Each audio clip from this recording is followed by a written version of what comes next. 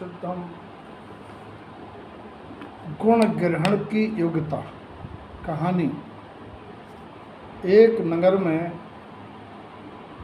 एक सेठ रहते थे। एक दिन उनके दरवाजे पर साधु भिक्षा के लिए आए और भिक्षा लेकर जाने लगे। सेठ ने कहा, महाराज कुछ उपदेश तो देते जाइए।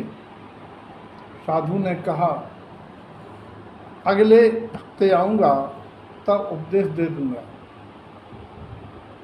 सेठ ने एक दिन काउंट करता गया।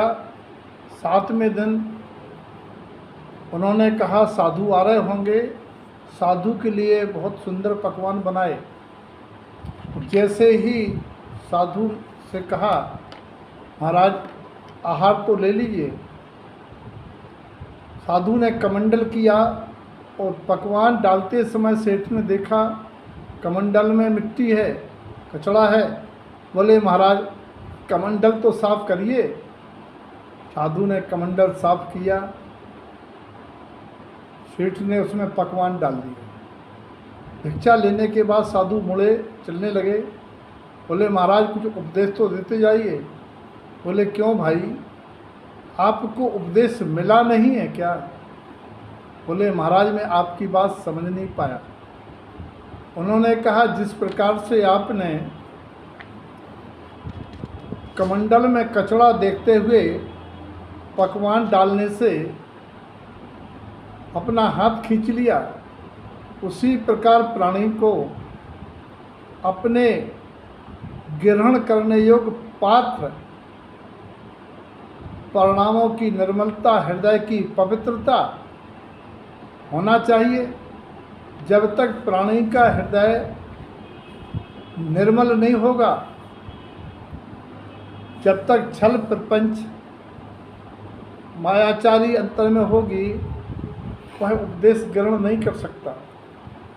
और सुनिए, उपदेश या गुण ग्रहण करने की या ज्ञानोपदेश भक्ति का आशीर्वाद लेने की योग्यता, पात्रता उन्हीं को होती है जो निम्नलिखित प्रकार से योग्य होते हैं।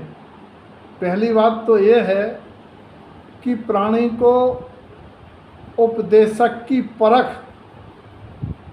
और उपदेश की भी परख होना चाहिए कि ये उपदेशक और इसके द्वारा दिए जाने वाला उपदेश समीचीन यथार्थ है या किसी लालच बस विपरीत है। उपदेश की परख होना चाहिए। दूसरी बात, ग्रहण करने वाले को विनयवंत होना चाहिए, क्योंकि विनम्रता ही गुण ग्रहण का भाव है, गुण ग्रहण की योग्यता रखती है। तीसरी बात, इतना हृदय में पक्का विश्वास होना चाहिए कि इनके द्वारा दिया हुआ उपदेश, आशीर्वाद बिल्कुल मेरे अंदर में विराजमान होगा, मेरा काम हो जाएगा। चौथी बात, पहले से वो पात्र भरा ना हो, यानी उसके अंतर में ये भाव नहीं आना चाहिए कि मैं तो सब जानता हूँ, कि मुझे क्या सिखलाएंगे। चौथी बात, पात्र औंधा ना रखा हो, उल्टा ना रखा हो, यानी वह केवल दिखावे के लिए श्रोता हो, सूंघ रहा हो, उसको उहापोह हो, संशय हो, यानी भरना नहीं है, केवल पात्र औंधा रख दिया। तीसरी बात, पात्र जो भी आई थी, पात्र गंदा ना हो। चौथी बात, पात्र फूटा ना हो, यानी सुनने के बाद सुनाने के में न लग जाए, सुनने के बाद वो उपदेश गिर ना जाए।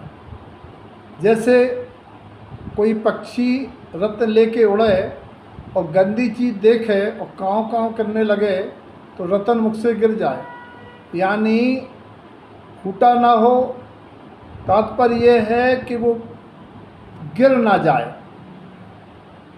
पांचवी बात, पात्र में वस्तु धारण करने की क्षमता होना चाहिए। वो बात समझने की योग्यता होना चाहिए, जिस भाषा, जिस विधि, जिस ढंग से जिन शब्दों का प्रयोग कर रहा है, वो उन शब्दों को, उस लैंग्वेज को समझता हो। और इस सबसे ज़्यादा महत्वपूर्ण बात है कि आत्म कल्याण की तीव्र उत्सुकता हो, प्यास हो, क्योंकि प्यासा ही जल पी सकता है, वरना वह पिएगा उगल देगा। जिनको वास्तव में आत्म कल्याण की तीव्र प्यास होती है, अमृत रसपान करने की प्यास होती है, वही साधु संतों के उपदेश को, जनवाणी के उपदेश को, ज्ञानियों के उपदेश को ग्रहण कर पाते हैं।